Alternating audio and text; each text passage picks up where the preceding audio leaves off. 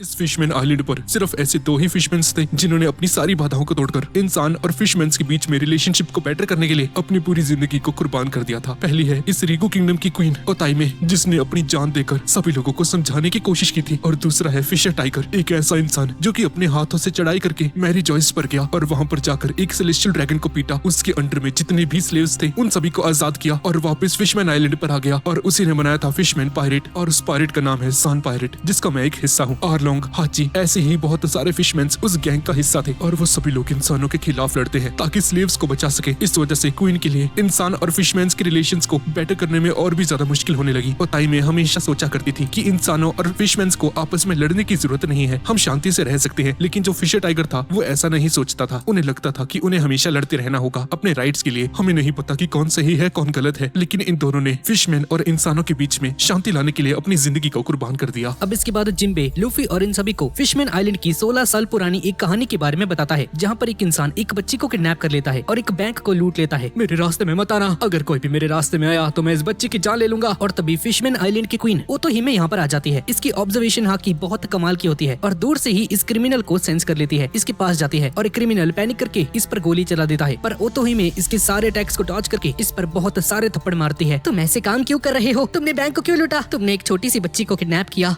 मेरे पास 20 के अलावा और कोई चारा नहीं, मेरी शॉप को किसी ने आग लगा दी है, मेरे पास पैसे नहीं है, मेरे बच्चे भूखे बैठे हैं, इसलिए मुझे ये काम करना पड़ रहा है। ये सुनकर ओतोहिमे भी बहुत इमोशनल हो जाती है। मुझे माफ करना, मुझे पता नहीं था, लेकिन इसके बाद भी तुम ऐसा काम नहीं कर सकते हो। अगर तुम्हारे बच्चों को पता चला कि तुम चोरी करके पैसे लेकर आ रहे हो तो क्या वो लोग खुश होंगे? तुम्हें अच्छाई के रास्ते पर चलना चाहिए। और इसको मार मार के इसे ठीक कर देती है और इसका चेहरा कुछ ऐसा हो जाता है। ठीक है, आज से मैं कभी भी कोई चोरी नहीं करूंगा, मैं वादा करता हूँ आपसे। क्वीन ओतोहिमे फिशमैन के लोगों की बहुत हेल्प किया करती थी। हम सभी को इंसानों के साथ रहना चाहिए, लेकिन कोई भी फिशमैन इंसानों के साथ मिलजुल कर रहने के लिए राजी नहीं होता है। इन्हें बहुत समझाने की कोशिश करती है, एक पेटिशन भी लेकर आती है, सभी लोग इस पर साइन करेंगे, हमें इंसानों के साथ मिलकर रहना होगा। लेकिन सभी लोग मना कर देते हैं और कहते हैं कि नहीं, हम लोग इंसानों के साथ मिलकर नहीं रहने वाले हैं। इंसान बहुत ज्यादा बुरे होते हैं, ये लोग हमारे बच्चों, हमारी बीवियों को किडनैप करके ऑक्शन में बेच देते हैं, हम इनके साथ नहीं रह सकते हैं। सभी लोग यहाँ से चले जाते हैं और क्वीन ओतोहिमे अपने पैलेस में वापस आती है, जहाँ पर इसके छोटे छोटे बच्चे इसका इंतजार कर रहे होते हैं। हम देखते हैं कि इसके 3 बच्चे होते हैं, बाकी दोनों तो इसके साइज के होते हैं, लेकिन इसकी बेटी साइज में बहुत ज्यादा बड़ी होती है और ये बच्ची कोई और नहीं बल्कि प्रिंसेस सिराओशी है। ये सारी कहानी जिम्बे इन सभी को बताता है और बताता है कि ये लोग फिशमैन डिस्ट्रिक्ट से हैं और वहाँ पर सभी के सभी अनाथ बच्चे रहा करते थे। पहले सभी लोग शांति से रहते थे, लेकिन जिस तरह से बड़े होते हैं धीरे धीरे करके बड़े होकर पायरेट्स बन जाते हैं और हर जगह पर तबाही मचाना शुरू कर देते हैं। और ऐसे ही खतरनाक फिशमैन्स का जन्म हुआ और जिम्बे ने ज्वाइन किया था रिग्यू पैलेस एज ए सोल्जर। और वहाँ पर एक और आदमी भी था जिसका नाम था आरलोंग। आरलोंग जिम्बे से कुछ साल छोटा था। मैंने इंसानों को मारकर पैसे कमाता हूँ, तुम इन्हें बचाना क्यों चाहते हो? हाँ, तभी जिम्बे यहाँ पर आ जाता है। तुम ऐसा मत करो आरलोंग। तभी फिशर टाइगर भी यहाँ पर आ जाता है और जिम्बे और आरलोंग फिशर टाइगर को बिग ब्रदर कहकर पुकारते हैं। पहले मैं जाऊंगा अभी र्यूगो पैलेस के ऊपर, किंग को रिपोर्ट देनी है। और र्यूगो पैलेस के ऊपर जाने के बाद किंग नेपच्यून, मैं वहाँ पर जाकर हमला करने वाला हूँ। क्या तुम सच में ये करने वाले हो? नहीं, तुम ऐसा नहीं कर सकते हो फिशर टाइगर। सर, आपने वो नहीं देखा, मैंने सच्चाई को देखा है सर, गुलामी को देखा है।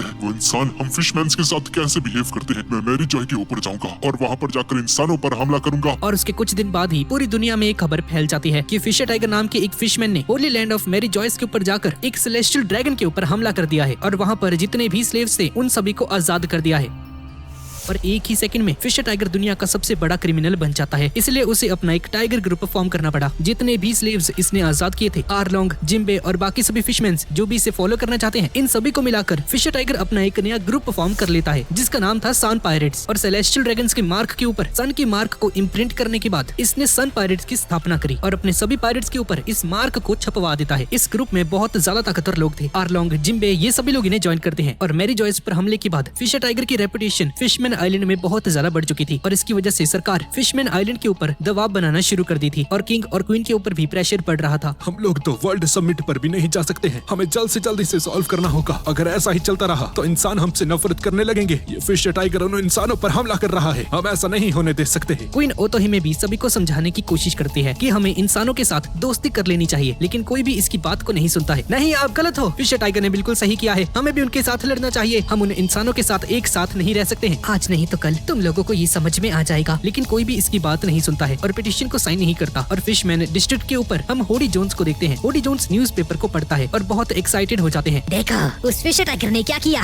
उसने सन पायरेट्स को बनाया, सेलेस्टियल ड्रैगन के ऊपर हमला किया। अगर हम लोग थोड़े से और बड़े होते तो हम भी उनके पायरेट्स के ग्रुप को ज्वाइन कर पाते। हम लोग भी एक दिन आरलॉन्ग जिम्बे फिशर टाइगर के साथ जाएंगे और सारे इंसानों को मार देंगे। और समुद्र के सरफेस के ऊपर सान पायरेट्स एक मरीन शिप के साथ भिड़ जाते हैं। ये सभी लोग मरीन ऑफिसर्स के ऊपर भारी पड़ रहे होते हैं। फिशर टाइगर इन सभी को मना करता है कि इन्हें मारो मत, लेकिन आरलॉन्ग एक एक करके सभी की जान लेने लगता है। जिम्बे को भी बहुत गुस्सा आ रहा होता है। सेलेस्टियल ड्रैगन के स्लेव्स को वापस करो। चुप करो, वो कोई स्लेव्स नहीं है, वो हमारे फिशमैन्स हैं। नहीं, वो सब के सब बस स्लेव्स हैं और उन्हें अपनी पूरी जिंदगी गुलामी करके बितानी होगी हमारे पैर के नीचे। ये सुनकर जिम्बे को भी बहुत गुस्सा आ जाता है और इन्हें बहुत ज्यादा पीटता है। जिम्बे और आरलॉन्ग मिलकर बहुत सारे इंसानों को जान से मार देते हैं। ये देखकर फिशर टाइगर को गुस्सा आ जाता है और दोनों को डांटता है। ऐसा मत करो, मैं सभी को मार डालूंगा सर, मैं किसी को नहीं छोड़ने वाला। लेकिन फिशर टाइगर कोई किलर नहीं था और इंसानों को जान से मारने से मना करता है। हम सभी लोग फ्रीडम फाइटर्स हैं, कोई किलर नहीं। और ऐसे ही सान पायरेट्स को हमेशा नेवी के ऑफिसर्स के साथ फाइट करनी पड़ती थी और बहुत सारे पायरेट्स भी इनकी हेल्प करने यहाँ पर आ जाते थे। इन्हें हर रोज लड़ना पड़ता था और फिशमैन आइलैंड के ऊपर क्वीन ओतोही में फिशमैन के वासियों को पिटीशन देती थी। इन्हें हर रोज समझाने की कोशिश करती है, लेकिन कोई भी इसकी बात को समझना नहीं चाहता था क्योंकि सभी लोग इंसानों से डरते थे और नफरत भी करते थे। ऐसे ही 3 साल बीत जाते हैं और एक दिन इन्हें एक बच्चा मिलता है जिसका नाम है कोला। कोका कोला वाली नहीं, ये बच्चा अभी 11 साल का है और अभी से 3 साल पहले जब फिशर टाइगर ने सभी लोगों को आजाद कर दिया था तो उन सेलेस्टियल ड्रैगन के चंबुल से ये छोटी बच्ची भी निकल गई थी। लेकिन इसका घर बहुत दूर होता है, इसलिए घर नहीं जा पा रही है और ये बच्ची हेल्प के लिए सान पायरेट्स के पास आती है। प्लीज मुझे मेरे घर पर छोड़ दीजिए, यहाँ पर सारे के सारे फिशमैन्स हैं और ये सभी लोग हम इंसानों से नफरत करते हैं। लेकिन आर्लोंग को इसकी बातें सुनकर इस पर बहुत गुस्सा आता है क्योंकि ये एक इंसान है। मैं इसे मार दूंगा,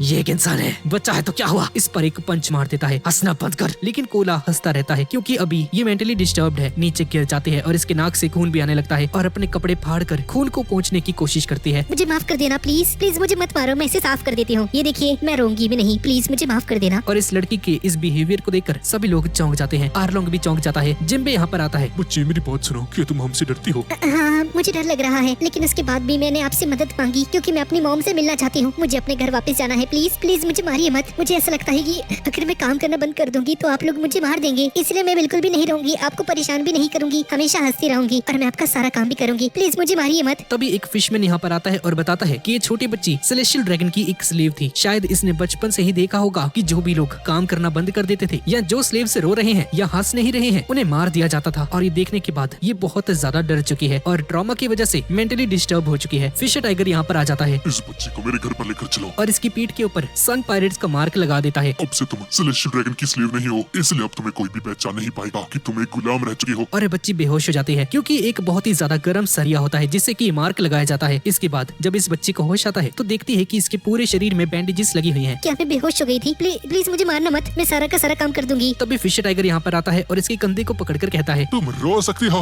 तुम्हें कोई नहीं मारेगा, हम लोग फिशमैन्स हैं, लेकिन हम उन सेलेस्टियल ड्रैगन जैसे नहीं हैं। अपनी गन निकाल कर नीचे फेंक देता है समुद्र के अंदर। यहाँ के सारे फिशमैन्स अपने हथियारों को फेंक देते हैं ताकि इस छोटी बच्ची को डर न लगे। तुम अपना दिल खोल के रो सकती हो बच्ची, हम तुम्हें अपने घर लेकर जा रहे हैं। और देखने के बाद कोला भी बहुत इमोशनल हो जाती है और बचपन से जो रोना इसके दिल में कैद था, इकट्ठा हो रखा था, वो सारा का सारा एक साथ बाहर निकल जाता है। बहुत जोर जोर से रोती है। कुछ दिनों बाद हम लोग देखते हैं कि ये सभी लोग कोला के लिए बहुत सारी ड्रेसेस लेकर आते हैं और बहुत ज्यादा प्यारी दिख रही है। लेकिन कोला अभी भी डरी हुई है क्योंकि ये अभी भी ट्रॉमेटाइज्ड है। आर्लोंग इन सभी को मैनिपुलेट करने की कोशिश करता है। देखो ये इंसान कितने गद्दार होते हैं, इतना ज्यादा प्यार करने के बाद भी हमें पसंद नहीं करते, हमसे नफरत करते हैं। हाँ? आर्लोंग अपना मुंह बंद रखो, वो हमसे नफरत नहीं करती है, वो बस हमसे डरती है। तुम मुझसे क्यों डरती हो बच्ची? मैं तुम्हें नहीं जानती, इसलिए मुझे बहुत डर लग रहा है। ये सुनकर फिशर टाइगर भी सोचता है कि क्वीन ओतोहिमे ने इससे कहा था कि अगर इंसान और फिशमैन एक दूसरे को जानने लगे तो इनके बीच में ये डर का जो पर्दा है वो हट जाएगा और ये लोग दोस्त बन जाएंगे। और लगभग 1 महीने के बाद कोला सभी फिशमैन्स के साथ बहुत ज्यादा घुल मिल जाती है, सभी के साथ शॉपिंग पर जाती है और इन सभी के साथ दोस्ती कर लेती है। और कुछ 2 मंथ्स बाद ये सभी लोग कोला के होम टाउन में पहुंच जाते हैं। कोला सभी को बाय कहती है। तुम्हारा शुक्रिया मुझे यहाँ पर लेकर आने के लिए। फिशर टाइगर इसके साथ चलता है इसके विलेज तक। तुम जानते नहीं हो ये छोटी सी बच्ची बहुत शैतान है, मुझे पता है इसके गाँव वाले भी ऐसे ही होंगे। सभी लोग तुम्हें गालियाँ देंगे फिशर टाइगर, तुम्हारा शुक्रिया अदा कोई नहीं करेगा। आर्लोंग अपना मुंह बंद रखो, तुम्हें कुछ नहीं पता है। फिशर टाइगर कोला को लेकर इसके होम टाउन पहुंच जाता है और कोला को देखकर गाँव वासी बहुत खुश हो जाते हैं। इसकी मॉम भी रोते रोते इसके पास आती है। कोला इसे हक करती है और बहुत ज्यादा रोती है और बोलती है कि मॉम मैंने आपको बहुत ज्यादा मिस किया, हमें तुम्हारी बहुत चिंता हो रही थी बच्ची, शुक्र है तुम वापस आ गई। ये देखकर फिशर टाइगर बहुत खुश हो जाता है क्योंकि एक बच्ची को उसने अपने पेरेंट्स से मिलवा दिया है। मॉम आपको पता है सभी लोग सेलेस्टियल ड्रैगन जैसे बुरे नहीं होते हैं, फिशमैन्स बहुत ज्यादा अच्छे होते हैं। पहले मुझे लगा था कि ये सभी लोग बहुत बुरे होते हैं, लेकिन मैं जब इन लोगों को जानने लगी ये सभी लोग बहुत ज्यादा अच्छे हैं मॉम। इन सभी ने मेरा बहुत अच्छे से ख्याल रखा। और पीछे की तरफ घूमकर चिल्लाकर कहती है, फिश टाइगर, आपका बहुत बहुत शुक्रिया। आपने अपने वादे को पूरा किया,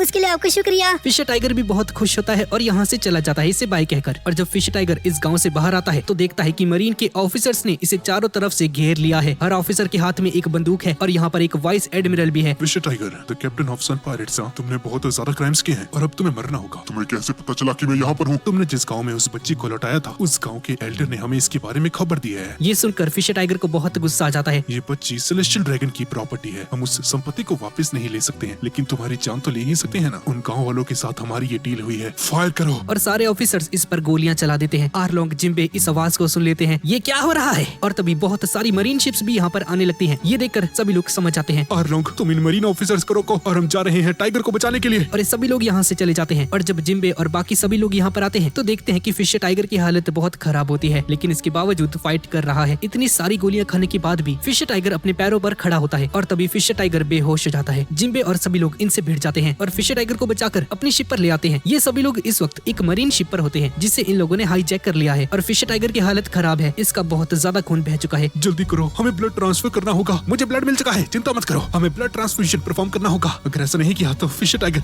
मारा जा सकता है। लेकिन फिश टाइगर मना कर देता है। नहीं, बिल्कुल नहीं। वो एक इंसान का खून है और मैं नहीं चाहता कि मेरी रगों में इंसान का खून दौड़े। मेरे सामने से ये सारा खून ले जाओ। मुझे पता था ये सारे इंसान एक जैसे होते हैं, बस छोटे बच्चे ही मासूम होते हैं। मैं तुम्हें कुछ और भी बताना चाहता हूँ। वापस आने से पहले मैं सेलेस्टियल ड्रैगन का एक स्लेव हुआ करता था और तभी मैंने देखा था कि इंसान कितने बेरहम हो सकते हैं। वो लोग फिशमैन्स के साथ क्या क्या करते हैं। और उसके बाद मैंने सभी स्लेव्स को आजाद कर दिया था, लेकिन मैं इंसानों को अभी भी माफ नहीं कर सकता। सारे इंसान बहुत बुरे होते हैं। क्वीन ओतोहिमे सही कहती है, हम इंसानों को ठीक से नहीं जानते हैं। कुछ इंसान बहुत अच्छे होते हैं, स्पेशली बच्चे। वो बहुत मासूम होते हैं, उन्हें अच्छाई दिखानी होगी। लेकिन मैं बाकी इंसानों को एक्सेप्ट नहीं कर सकता। उनके खून को मैं नहीं एक्सेप्ट कर सकता। इससे पहले कि मेरी रगों में किसी इंसान का खून दौड़े, मैं मरना पसंद करूंगा। मैं इस खून को नहीं लूंगा। पर सर, कुछ इंसान हैं जो कि सचमुच शांति चाहते हैं। लेकिन कुछ इंसान बहुत ज्यादा बुरे हैं, हम उन्हें इग्नोर नहीं कर सकते हैं। हम लोग ताकत से कुछ नहीं कर सकते। हमें सब लोगों को समझाना होगा। क्वीन ओतोहिमे सही थी, हम इंसानों को नहीं जानते हैं। मेरी बात को ध्यान से सुनो सभी लोग। तुम्हें इस बात को मानना होगा, आज यहाँ पर जो कुछ भी हुआ और मेरे अतीत के बारे में जो भी मैंने बताया, तुम किसी को भी कुछ नहीं बताओगे। ये मेरे आखिरी शब्द हैं। और ऐसा बोलने के बाद फिश टाइगर की मौत हो जाती है और सभी लोग बहुत ज्यादा रोते हैं। इसके बाद हम वापस से प्रेजेंट में आ जाते हैं और जिम्बे ये सारी बातें स्ट्रॉ हैट पायरेट्स को बता देता है और बताता है कि फिश टाइगर के मरने के बाद इनकी टीम 2 हिस्सों में बट गई। और आरलोंग बहुत ज्यादा गुस्सा हो जाता है इंसानों के ऊपर और रोते रोते पानी के अंदर कूद जाता है। मैं एक भी इंसान को नहीं छोड़ने वाला। और वहाँ पर जाकर सारी की सारी नेवी शिप्स पर हमला कर देता है। एक एक करके सारे नेवी ऑफिसर्स को मारना शुरू कर देता है। तुम्हें मारने के बाद मैं उस गाँव में जाऊंगा और वहाँ पर मौजूद सभी इंसानों को मार दूंगा। उस छोटी बच्ची को भी नहीं छोड़ूंगा। लेकिन तभी आरलोंग पर कोई लेजर बीम से हमला कर देता है और इसके सीने में एक छेद हो जाता है और नीचे गिर जाता है। किजारू यहाँ पर पहुँच चुका है और तब भी किजारू एक वाइस एडमिरल था। तुम्हारा नाम आरलोंग है ना बबुआ?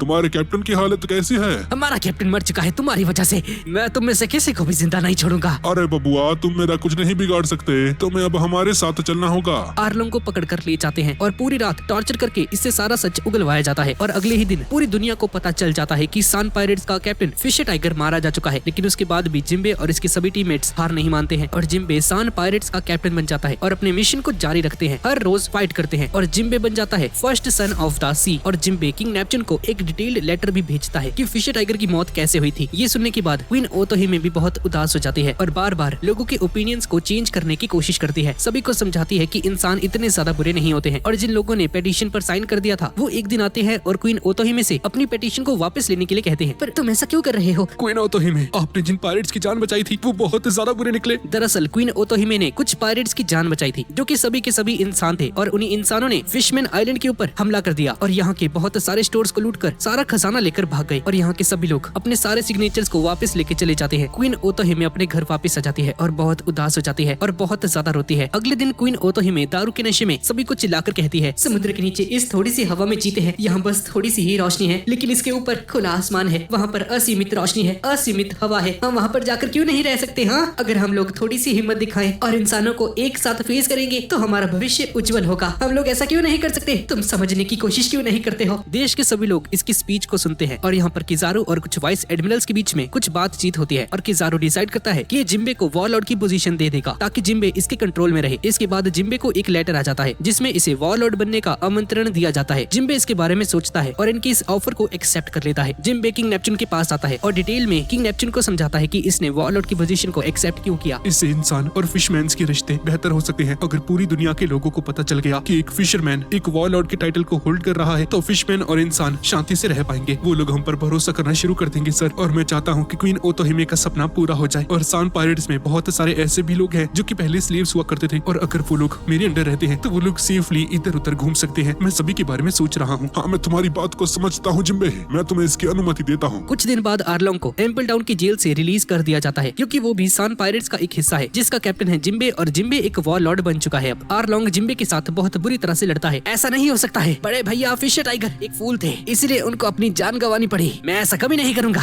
ये दोनों आपस में बहुत ज्यादा लड़ते हैं और आर्लोंग शाम होते होते ये डिसाइड कर लेता है कि ये सान पायरेट्स को छोड़ देगा और अपना खुद का एक पायरेट ग्रुप तैयार करेगा, आर्लोंग पायरेट्स, और अपने साथ कुछ लोगों को लेकर चला जाता है। और भी बहुत सारे पायरेट्स अपने अलग अलग रास्ते पे जाने की कोशिश करते हैं अपना अलग एक ग्रुप फॉर्म करने के लिए। और तभी से सान पायरेट्स 3 अलग अलग ग्रुप्स में बट गए। मैंने इसीलिए आर्लोंग को छोड़ दिया था। मैंने आर्लोंग को इसलिए नहीं छोड़ा था कि वो बाहर जाकर लोगों को मारे। ये सब कुछ एक कंडीशन पर हुआ था। और सान पायरेट्स के अलग अलग होने के बाद जिम्बे एक कैप्टन बन जाता है और इसे हर रोज लड़ाई करनी पड़ती थी जिससे कि इसकी बाउंटी बहुत ज्यादा बढ़ जाती है। सरकार की नजर जिम्बे पर जाती है और जिम्बे वॉरलॉर्ड के टाइटल को एक्सेप्ट कर लेता है। और इसकी टीम में जितने भी स्लेव दोस्त थे वो सभी लोग अब अपने घर भी जा सकते थे और ये सभी लोग जिम्बे का शुक्रिया अदा करते हैं। लेकिन कुछ पायरेट्स जिम्बे से नफरत भी करने लगे थे क्योंकि अब ये सरकार का एक गुलाम बनने जा रहा था, उन्हीं इंसानों का जिसने फिश टाइगर की जान ली। किंग नेपच्यून जिम्बे के इस डिसीजन से थोड़ा नाराज भी होता है लेकिन क्वीन ओतोहिमे जिम्बे की सोच को समझ पाती है। ये सब कुछ जिम्बे ने इंसानों और फिशरमैन्स की भलाई के लिए किया था। और क्वीन ओतोहिमे की जिंदगी उसी दिन से खराब होनी शुरू हो गई थी क्योंकि तभी एक बिन बुलाया मेहमान वहाँ पर आ गया था। एक सेलेस्टियल ड्रैगन की शिप फिशमैन आइलैंड पर आ गई। वो शिप टूटी हुई थी और ऐसा लग रहा था कि जैसे कि उस फिश पर किसी मॉन्स्टर ने हमला कर दिया था। और इस खबर को सुनने के बाद क्वीन ओतोहिमे बहुत सारे डॉक्टर्स को बुलाती है। रेस्क्यू टीम्स को बुलाओ, मैं वहाँ पर पर्सनली जाऊंगी उसकी मदद करने के लिए, और उसे बचाने के लिए चली जाती है। सेलेस्टियल ड्रैगन की शिप समुद्र के बॉटम पर आकर लैंड करती है। आसपास के लोग शिप के पास आने की कोशिश करते हैं लेकिन ये सेलेस्टियल ड्रैगन रैंडमली इन पर फायर करने लगता है। इसके हाथ में एक गन है और बहुत ज्यादा घायल है। यहाँ पर मछली की गंध, कितनी ज्यादा गंदगी है यहाँ पर। जल्दी करो, मेरे लिए एक मास्क लेकर आओ, मैं यहाँ पर सांस नहीं ले सकता। और मेरे लिए एक अच्छे से डॉक्टर को बुलाओ, मुझे बचाओ। वहाँ पर खड़े खड़े मेरा मुंह क्या देख रहे हो? बहुत सारे गार्ड्स यहाँ पर आ जाते हैं और इनमें से एक गार्ड था ओडी जोन्स। हमें इसे मार देना चाहिए। वॉन्डर डेकन भी यहाँ पर आ जाता है दारू पीते हुए और इससे पता चल जाता है कि यहाँ पर एक सेलेस्टियल ड्रैगन आ चुका है। ये सेलेस्टियल ड्रैगन नीचे गिरा होता है और कोई भी इसकी हेल्प करने के लिए नहीं आता। और हम एक फ्लैशबैक को देखते हैं जब सेलेस्टियल ड्रैगन ने अपने फादर से पूछा था कि इसके सारे स्लेव्स कहाँ पर चले गए, इसे छोड़कर क्यों चले गए। और इसके डैड ने इसे बताया था कि एक फिशरमैन है जिसका नाम है जिम्बे, जिसने वॉरलॉर्ड के रैंक को ज्वाइन कर लिया है और इसके जो सबऑर्डिनेट्स स्लेव्स हैं हमें उन्हें छोड़ना ही होगा। ये सुनकर इसे बहुत गुस्सा आ गया था। समुद्र के नीचे आ गया था फिशमैन आइलैंड पर और तभी भीड़ में से बहुत सारे फिशरमैन यहाँ पर आते हैं। इन सभी के हाथों में औजार होते हैं। ये फिशरमैन इसे इसके नाम से पुकारते हैं। बहुत दिनों बाद मिले। हाँ, ये सुनकर सेलेस्टियल ड्रैगन को गुस्सा आ जाता है तुमने मेरा नाम कैसे लिया? और इन सभी को पहचान जाता है कि ये तो इसके स्लेव्स हैं। तुम यहाँ पर क्या कर रहे हो? हम तुम्हारे गुलाम थे, तुमने हमें बहुत ज्यादा परेशान किया था, अब तुम नहीं बचने वाले। और सारे फिशमैन जो कि पहले इसके गुलाम रह चुके हैं इस पर गन तान देते हैं। ये देखकर आम लोग घबरा जाते हैं कि ये तुम क्या कर रहे हो। अगर सेलेस्टियल ड्रैगन की मौत हो गई तो बहुत ज्यादा गड़बड़ हो जाएगी, पूरी दुनिया में तहलका मच जाएगा। जब भी किसी सेलेस्टियल ड्रैगन की जान खतरे में होती है तो नेवी के एडमिरल्स इनको बचाने के लिए यहाँ पर आ जाते हैं। लेकिन ये तो फिशमैन आइलैंड है ना, अगर तुम यहाँ पर मर भी जाते हो तो हम सभी लोग अपना मुंह बंद कर देंगे, किसी को पता नहीं चलेगा कि तेरी मौत कैसे हुई। सभी लोग एग्री करते हैं कि हाँ, हम लोग कुछ नहीं कहेंगे कि इसकी मौत कैसे हुई। हाँ, इसे मार दो, किसी को पता नहीं चलेगा। हाँ, हम लोग किसी को कुछ नहीं बोलेंगे, इसे मार दो।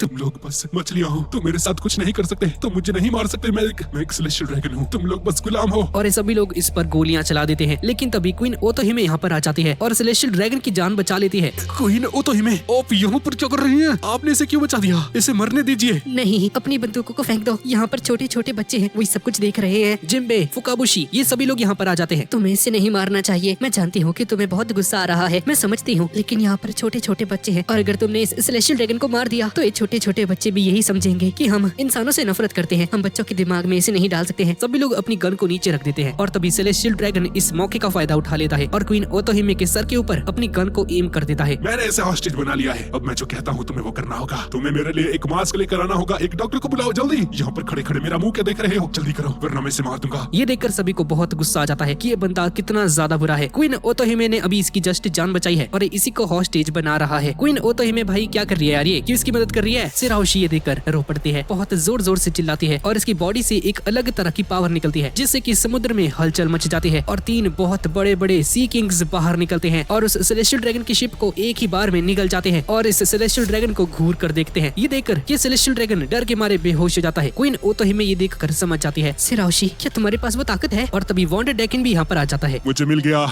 मुझे मिल गया जिसे मैं इतने सालों से ढूंढ रहा था। एक टाइम पर एक लेजेंडरी मरमेड हुआ करती थी जो कि अपनी ताकत से इतने बड़े बड़े सी किंग्स को समन कर सकती थी और वो ताकत है सिराओशी के पास। अब मुझे इसे हासिल करना होगा। अगर सिराओशी की मदद से मैं उस पावर को हासिल कर लेता हूँ तो पूरी दुनिया में मुझे किसी से भी डरने की जरूरत नहीं क्योंकि इतने बड़े बड़े मॉन्स्टर्स मेरे चेले होंगे। मैं सिराओशी के साथ शादी करूंगा। क्यों शादी करोगी? पर वो तो एक छोटी सी बच्ची है। हाँ तुमने सही कहा, ये एक दिक्कत की बात तो है। इसके बाद क्वीन ओतोहिमे और उस सेलेस्टियल ड्रैगन का ट्रीटमेंट किया जाता है। दोनों की जान बच जाती है और एक हफ्ते बाद ये सेलेस्टियल ड्रैगन बिल्कुल ठीक हो जाता है। इसके लिए एक शिप और एक क्रू प्रोवाइड किया जाता है ताकि आराम से अपने घर वापस जा सके। लेकिन जाते जाते कहता है, मैं एक वर्ल्ड नोबल हूँ, एक सेलेस्टियल ड्रैगन हूँ, लेकिन तुम लोगों ने मेरे साथ इतना बुरा बिहेव किया। तुम लोगों ने मुझे जस्ट मार ही दिया था। तुम लोगों को मैं नहीं छोड़ने वाला। रुको एक सेकंड, क्या हुआ तुम्हें? हाँ मैं तुम्हारे साथ ऊपर जाऊंगी। ये सुनकर सभी लोग हैरान हो जाते हैं और इसे मना करते हैं कि इसे ऐसा नहीं करना चाहिए। किंग नेपच्यून भी यहाँ पर आ जाता है। मैं तुम्हें वहाँ पर नहीं जाने दे सकता। अगर तुम एक वर्ल्ड नोबल के साथ नेगोशिएट करना चाहती हो तो मैं जाऊंगा। नहीं, आप बहुत ज्यादा स्ट्रॉन्ग हो। मुझे पता है कि वो लोग आपको नहीं पकड़ सकते, लेकिन मैं बहुत कमजोर हूँ। अगर मैं वहाँ पर जाने के बाद भी सही सलामत वापस आ जाती हूँ तो इस आइलैंड के सभी लोग इंसानों से नफरत नहीं कर पाएंगे। सभी को इंसानों पर भरोसा हो जाएगा। तुम काफी ज्यादा साहसी हो। और ये दोनों साथ में चले जाते हैं न्यू वर्ल्ड पर। अब क्वीन ओतोहिमे फिशमैन आइलैंड को छोड़कर जा चुकी है और इस बात को एक हफ्ता हो चुका है। और क्वीन ओतोहिमे के जाने के बाद ही असली टेंशन शुरू हो जाती है क्योंकि इस किंगडम में क्वीन ओतोहिमे को हर कोई पसंद करता था और र्यूगु पैलेस के ऊपर दुख का माहौल छा जाता है। हर एक दिन क्वीन ओतोहिमे के लोग समुद्र के साइड पर आते हैं और क्वीन ओतोहिमे का इंतजार करते थे कि कब वो वापस लौटेंगी। और 8वें दिन क्वीन ओतोहिमे की शिप यहाँ पर आ जाती है और क्वीन ओतोहिमे बिल्कुल सही सलामत होती है, जिसे देखकर सभी लोग बहुत ज्यादा खुश हो जाते हैं और एक बहुत बड़ा भाषण देती है कि मैंने वर्ल्ड नोबल के साथ नेगोशिएट किया और उस नेगोशिएशन में इसे ये कहा गया कि सेलेस्टियल ड्रैगन्स इन्हें सपोर्ट करने के लिए तैयार हैं। इन सभी को रीएलोकेट किया जाएगा। ये सभी लोग अब ऊपर रह पाएंगे इंसानों के साथ, लेकिन एक शर्त है, यहाँ के जितने भी लोग हैं उन सबको एक पेटिशन को साइन करना होगा। प्लीज आप सभी लोग इस पेटिशन को साइन कर दीजिए। मैंने उनसे बात कर ली है, हम सभी लोग ऊपर जा पाएंगे। ऊपर बहुत सारी हवा है, बहुत सारा पानी है और बहुत सारी रोशनी है। लेकिन पहले तो किसी को भी क्वीन ओतोहिमे की बातों पर यकीन ही नहीं होता है, लेकिन धीरे धीरे सभी लोग इसकी बातों पर विश्वास कर लेते हैं और एक एक करके पेटिशन को साइन कर देते हैं। पूरा बॉक्स भर जाता है। ये देखकर क्वीन ओतोहिमे भी बहुत खुश हो जाती है और रोने लगती है। और एक दिन फुकाबोशी और उसके दोनों भाई को क्वीन ओतोहिमे बताती है कि उसकी बहन स्पेशल है क्योंकि वो जायंट सी किंग के साथ कांटेक्ट कर सकती है। हम फिशमैन्स छोटी छोटी मछलियों के साथ बात कर सकते हैं, लेकिन बड़े बड़े सी किंग के साथ हम बात नहीं कर सकते हैं। तुम्हारे डैड नेपच्यून भी ऐसा कर सकते हैं, लेकिन हजारों सालों में कोई ऐसी मरमेड पैदा होती है जिसके पास पावर्स होती हैं ऐसे जायंट सी किंग्स को कंट्रोल करने की। और तुम्हारी बहन सिराओशी के पास वो ताकत है और इस पावर का यूज करके वो किसी भी सी किंग को कंट्रोल कर सकती है। और मुझे लगता है कि अगर हम लोग बाहर की दुनिया में जाते हैं तो सिराओशी की ताकतों का हम यूज अच्छे से कर पाएंगे, लेकिन अगर ये ताकत किसी गलत आदमी के हाथों पड़ गई तो पूरी दुनिया भी खत्म हो सकती है। ऐसे ही क्वीन ओतोहिमे और सभी लोग पिटीशन को साइन करवा रहे होते हैं और पिटीशन में कोई आग लगा देता है। ये देखकर क्वीन ओतोहिमे हैरान हो जाती है। सभी लोग उसे बुझाने की कोशिश करते हैं, लेकिन कोई क्वीन ओतोहिमे पर छुप छुप कर गोलियां चला देता है और ये गोली क्वीन ओतोहिमे की सीने के आर पार हो जाती है। सभी लोग बुरी तरह से हैरान हो जाते हैं और क्वीन ओतोहिमे नीचे गिर जाती है। फुकाबोशी और ये दोनों सामने जाते हैं और पूछते हैं कि ये किसने किया। जिम्बे और बाकी के गार्ड्स भी यहाँ पर आ जाते हैं। चारों तरफ सीज कर दो, हमें उसे ढूंढना होगा। किसने किया ये? इतने कम समय में यहाँ पर इतना कुछ हो जाता है। सिराओशी भी ये सब कुछ देख रही होती है और शॉक में होती है और तभी वॉन्डर डेकिन यहाँ पर आ जाता है और इसे टच करके यहाँ से चला जाता है। क्वीन ओतोहिमे की हालत बहुत ज्यादा खराब होती है। इसके तीनों बेटे इसे जगाने की कोशिश करते हैं। नहीं, यहाँ पर आने की जरूरत नहीं है बच्चों, मुझे मालूम है मैं मरने वाली हूँ। तुम रो मत, तुम्हें ही अब इस राज्य को संभालना होगा बच्चों। सिराओशी भी बहुत ज्यादा जोर जोर से रोने लगती है। सिराओशी को रोको प्लीज, अगर वो रो देगी तो सी किंग पागल हो जाएंगे, उन्हें फिशमैन आइलैंड को खत्म कर देंगे। ये सुनकर इसके दोनों भाई सिराओशी के पास जाते हैं और इसे हंसाने की कोशिश करते हैं। रोते रोते ये लोग हंस रहे होते हैं। प्रिंस आप ये क्या कर रहे हैं? क्या आपको दिखाई नहीं दे रहा ओतोहिमे को गोली लगी है? आप हंस कैसे सकते हैं? लेकिन इन्हें ये मालूम नहीं है कि अगर सिराओशी रोने लग जाएगी तो यहाँ के सभी ग्रेट सी किंग्स भी पागल हो जाएंगे। ये सभी लोग सिराओशी को शांत करते हैं। प्लीज अपने दिलों में इंसानों के लिए कोई नफरत मत रखना बच्चों, एक उज्जवल भविष्य तुम्हारा इंतजार कर रहा है। और हंसते हंसते अपने बच्चों का चेहरा देखकर मर जाती है। क्वीन ओतोहिमे की मौत के बाद यहाँ पर जितने भी सोल्जर्स थे सभी लोग चिल्लाकर कहते हैं कि वो गोली उस तरफ से चली थी, हमें उसे पकड़ना ही होगा। जिम्बे भी उस शूटर के पास जाता है, लेकिन जब वहाँ पर पहुँचता है तो देखता है कि गार्ड्स ने इन्हें ऑलरेडी मार दिया है। और जिम्बे देखता है कि ये काम एक इंसान का है, एक इंसान ने क्वीन ओतोहिमे की जान ली है। कुछ भी हो जाए हमें फिशमैन वासियों को इसकी बारे में नहीं बताना है कि क्वीन ओतोहिमे को एक इंसान ने मारा है। ओतोहिमे ने अपनी पूरी जिंदगी इंसानों को बचाने के लिए लगा दी है और उनकी सारी मेहनत बेकार हो जाएगी। हमें इस बात को छुपाना होगा। इस इंसान की डेड बॉडी को छुपा दो। लेकिन होडी जोन्स यहाँ पर मौजूद होता है जो कि इंसानों से बहुत ज्यादा नफरत करता है अगर हम लोग सच को छुपाते भी हैं तो सच बदल नहीं जाएगा। और इसकी डेड बॉडी को सभी फिशमैन वासियों को दिखा देता है। देखो देखो हमारी क्वीन को किसने मारा?